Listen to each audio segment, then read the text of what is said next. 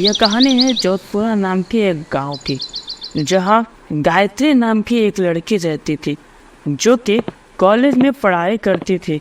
गायत्री पैसे कमाने के लिए छोटे मोटे पार्ट टाइम काम किया करती थी, जैसे कि छोटे बच्चे को ट्यूशन देना, रेस्टोरेंट में पार्ट टाइम वेटर का काम करना। ऐसा इसलिए करते थे क्योंकि गायत्री के घर वाले गांव में रहते थे और वे इतने पैसे नहीं भेज पाते थे कि गायत्री अपना कॉलेज का फीस भी अच्छे से भर सके। एक दिन गायत्री कॉलेज से घर आ रही होती है। अरे बेटा जरा रुकना तो।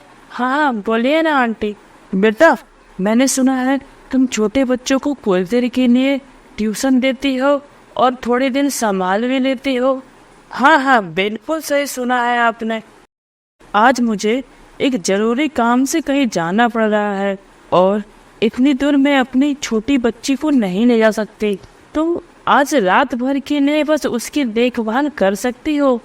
आज रात से लेकर कल सुबह तक तुम्हें उसके साथ रहना होगा और मैं कल जितनी जल्दी हो सके उतनी जल्दी आ जाऊंगी। आंटी मुझे आपके घर आकर रहना पड़ेगा।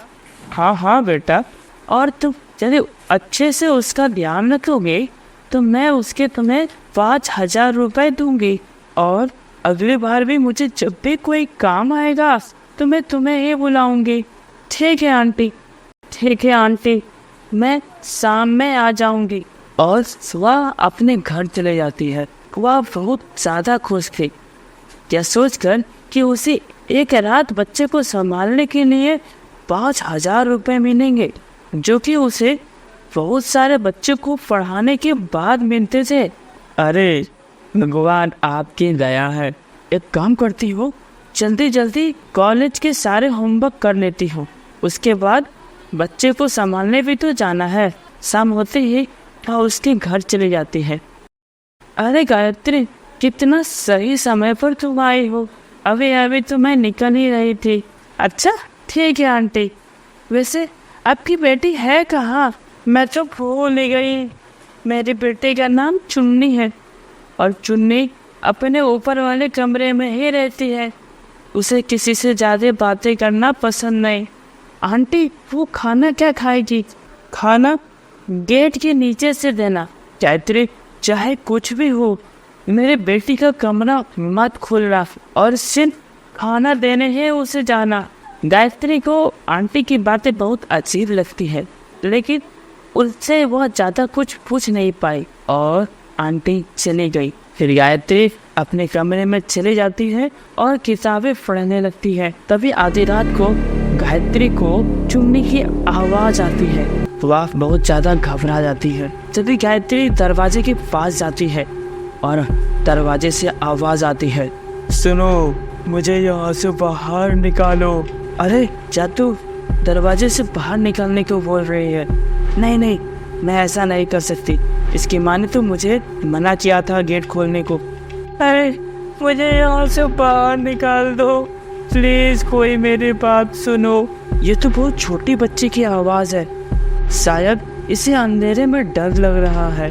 गायत्री बिना कुछ सोचे समझे दरवाज़ा खोल देती है, लेकिन अंदर उसे बहुत भयानक छोटी सी बच्ची दिखाई देती है जो कि चुड़ैल बनी हुई थी।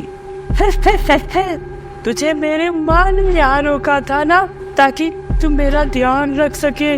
अब मैं तुम्हें नहीं छोड़ूंगी, अब मैं तुम्हें खा जाऊंगी।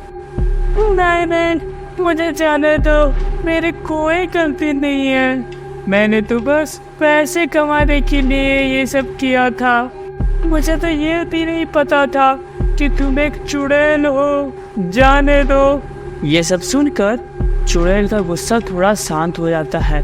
ठीक है तुम जा सकती हो। तुमने मुझे आज़ाद किया, इसलिए मैं तुम्हें यहाँ से जाने दूंगी। और गायत्री जल्दी से अपना सामान उठाती है और वहाँ से भागने लगती है। फिर देखती है वह चुड़ैल जमीन में बैठकर रो रही थी। गायत्री को बहुत ज़्यादा दया आ जाती है और वह पूछती है, क्या हुआ था तुम्हारे साथ और तुम ऐसी कैसे बन गई? क्या मैं तुम्हारी कोई मदद कर सकती हूँ? दरअसल मेरी माँ जो है ना, वो साइको है और ये मेरे साथ बहुत खराब व्यवहार करते थे। ये मुझे कैद करके रखना चाहते थे, मुझे खेलने भी नहीं जाने दिया करती थी। इन्होंने मुझे जला दिया और मैं चुड़ैल में बदल गई। ये तो तुम्हारे साथ बहुत बुरा हुआ।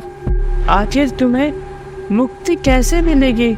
मेरे प्राण इस किताब में रखी है और वो किताब अगर तुम पवित्र नदी में बहा दोगी तो मेरी आत्मा को मुक्ति मिल जाएगी।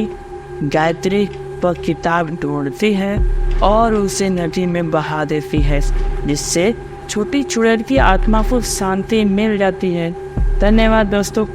कहानी कैसी लगी कमेंट में ज़रूर बताना, और इसी तरह की मज़ेदार कहानियाँ देखना चाहते हो तो चैनल को सब्सक्राइब जरूर करना। Bye bye.